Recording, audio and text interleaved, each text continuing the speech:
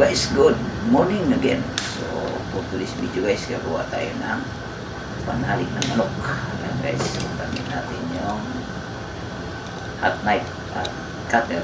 Ayan, saka hose. Ito mga lubid ng malibig guys. Gawa tayo ng panalik ng manok. Kailangan natin ng lungnos para pang bunot sa dulo ng lubid. Ayan guys, pasok natin yan dyan para yan ay lock, hindi siya mabubot.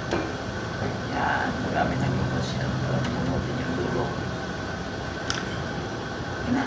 Alright, look at that. Let's pag-list paggawa ng tali. Okay guys, panoorin nyo lang natin paano natin gawin. Finish product. Ayan guys, ang finish product. Tapos na. Sakit sa kamay. Walang piraso.